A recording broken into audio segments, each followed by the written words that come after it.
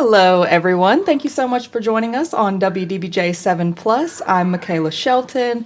Hopefully, you are enjoying this beautiful weather out there today. It feels amazing. It is finally warm for us out there, and it's almost feeling like spring.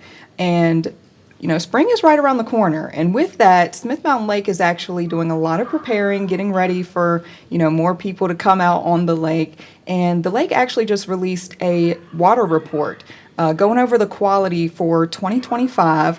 And so joining me now to talk about that is Tom Hardy with the Smith Mountain Lake Association. Tom, thank you so much for joining me today. Thank you for having me. Yeah, absolutely. And so this quality report that y'all just released, it's very long. There's a lot of details involved, but you're here to kind of help us break that down. You are the director of water quality control there at Smith Mountain Lake, or water quality monitoring. And so just kind of break it down for us. What does the report say about the overall state of the lake right now? Sure. Well, in a nutshell, it tells us that right now the quality of the water in the lake is very good. It's pretty consistent with the average that it's been over the past 20 years. We've been monitoring this water quality for close to 40 years now. Mm-hmm. And although all lakes eventually age, Smith Mountain Lake is showing signs that it still remains very young. Mm-hmm.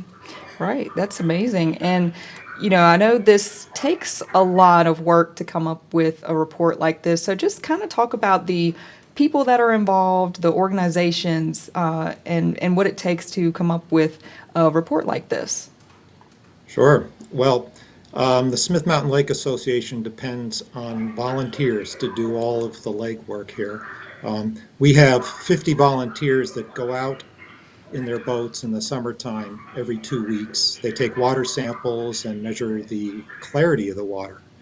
Um, there are also 7 faculty members and students at Ferrum College that come out and they perform some additional sampling that's more technical than what our citizen volunteers are capable of doing. And then the Ferrum College takes all the water samples that the citizens collect and they run it through their lab to get an analysis of the water. So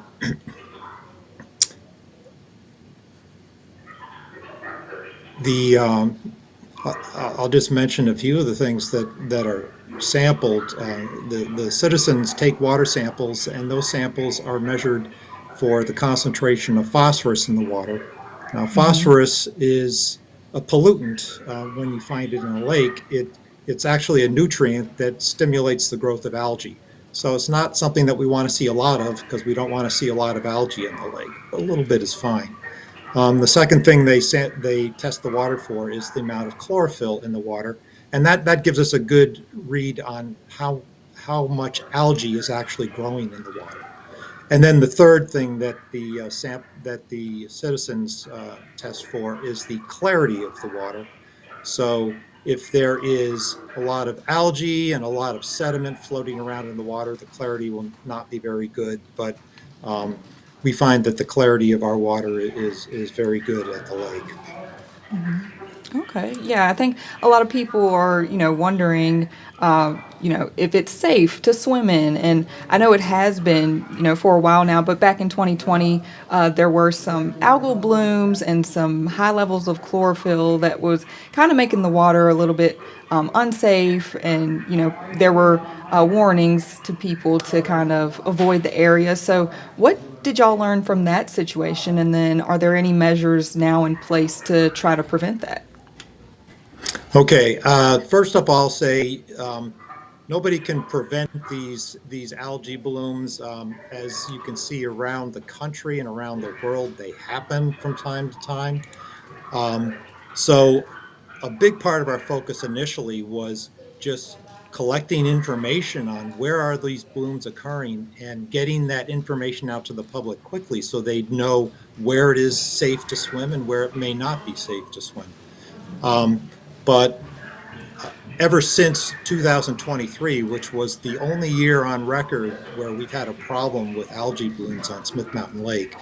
Um, the Lake Association has been working closely with the Tri-County Lakes Administrative Commission and some local business leaders to approach the Virginia legislation and get some funds allocated to the study and remediation of these algae blooms.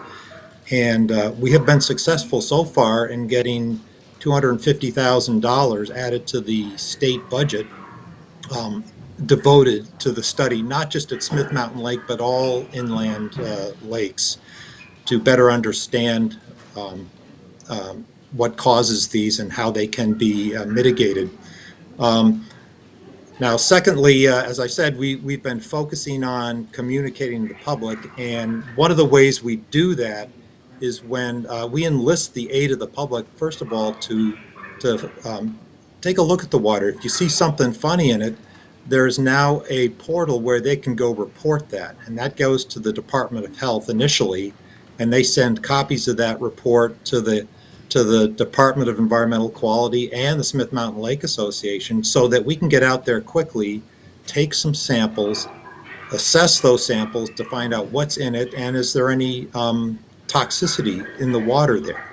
And so that's been a big improvement since early 2023 when we were still scrambling to get that information out to the public. We can now do that much more quickly than we could in the past. Right. And so when As you first saw the report, was it better than you expected or worse?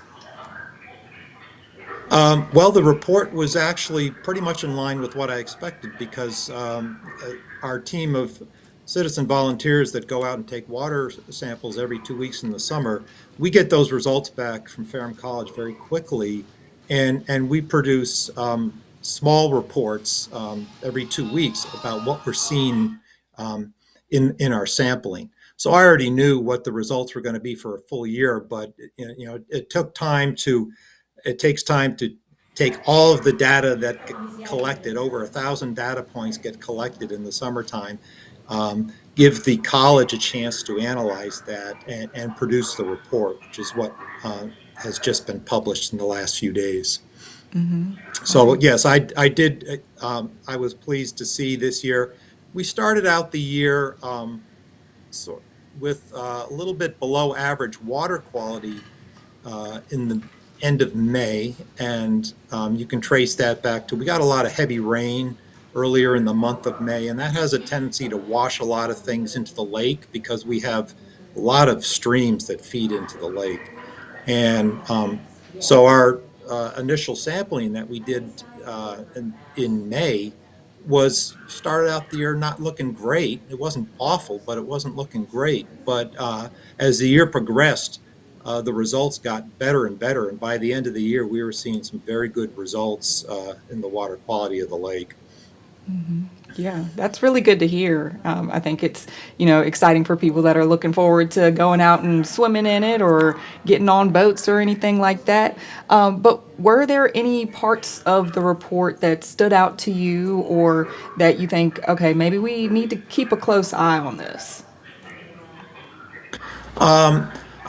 I would say in that regard, the report was really unremarkable in terms of there were no problems with bacteria, there were no problems with harmful algae blooms. So it was a very good year. One thing that we see, but you need years, decades of data to really see any emerging trends.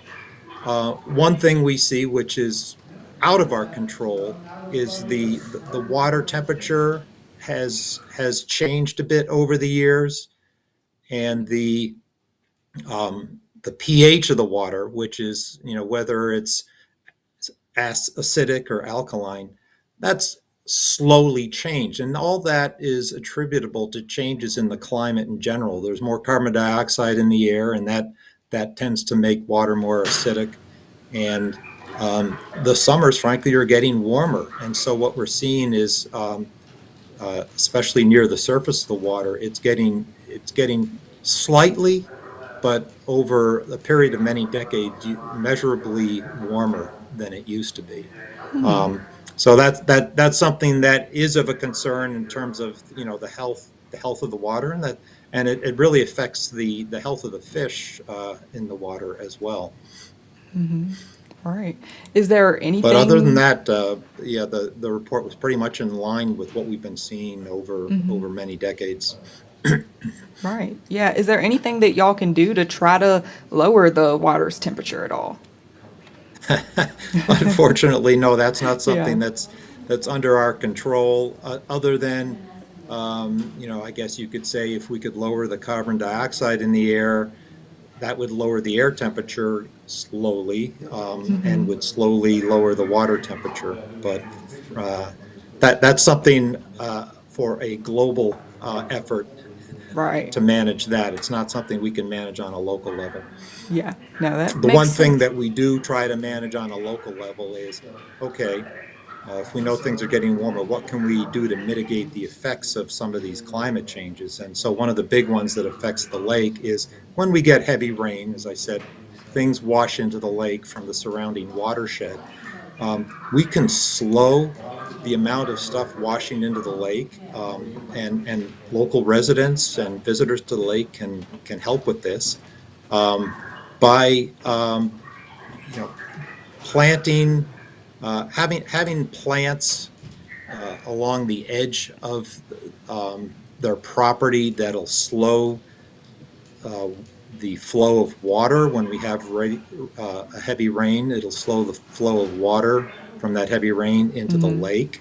Um, we see too many properties that just have very nice lawns that go all the way to the edge of the water, and that's not ideal. It's great to have a nice lawn. Um, it's better if you don't fertilize it very much, and certainly don't use fertilizer with phosphorus in it, because that can be harmful. Um, and then, as I said, have a buffer of plants near the edge of the water that will slow the flow of rainwater into the lake. Also, just be mindful. Don't People not blowing their leaves into the water and stuff like that. It's a convenient place for them to blow their leaves, but that introduces more nutrients into the water and ultimately will lead to more algae blooms. So those are things that local people can take to help protect the quality of the water here at the lake. Yeah, absolutely. A lot of good information there to keep in mind. And so, how can people keep up with the water quality, throughout the year if they are curious? Are there places they can go online to look that up, if they're planning to get out there on the lake anytime soon? Certainly. Well, we do publish water quality results every 2 weeks during the summer, and that's posted on the Lake Association website. It's posted on our Facebook page, and we do send copies of that to organizations like yourself, because we like the media to have this information, and we try as many different ways as we can to communicate with the public on this. So starting in early June, people should expect to see those reports every 2 weeks, which will keep them current on the quality of the water. The other thing that I mentioned before is, if we do ever have any confirmed reports of toxic algae blooms, people can report what they're seeing through the Department of Health website. And all they have to do is go online and Google Virginia Department of Health HAB report. That stands for harmful algal bloom. And that'll provide the Department of Health with the information of the location of where people are seeing things. And then that triggers the Lake Association and the Department of Environmental Quality to go take samples. And if we see something adverse in those samples, those will get reported quickly to the public as well, through the same outlets that I just mentioned. Okay, gotcha. Well, yeah, that's very useful information there. Tom, do you have anything else you wanted to add Well, that I may have forgot let's to touch see. on? I know we could talk Yeah, about this for yeah. days. It's a lot of Yeah. information in the report. No, I will say, the water quality monitoring that we do at the Lake Association is not the only organization that's really looking at things at the lake. The Smith Mountain Lake Association has a few other initiatives that study the quality of the water. One of them is what they call Save Our Streams. A group of people go out and they look at the streams that feed into the lake, and they look at we call them little bugs. They're macroinvertebrates that certain types of macroinvertebrates like polluted water, and certain types of macroinvertebrates like clean water. And depending on the mix of those organisms they find in those streams, that'll tell us, is this stream that feeds into the lake have clean water, or does it have polluted water? And if it has polluted water, that will give us a chance to track the source of that and see about mitigating that. So again, they're not measuring the lake itself, but they're measuring what water flows into the lake. And we also have a new initiative that's been underway for the past 2 years now, because in general, people can't go out in their boats in the middle of winter to take water samples, but there are a group of about 30 volunteers that are willing to go out to the end of their dock and take water samples there. And that gives us a little information about what's going on in the lake during the winter, and may give us some advanced intel about what the summer is going to be like. It's too soon to say that because we've just been doing this for 2 years. But those are two very important organizations that help study the quality or things that affect the quality of the lake.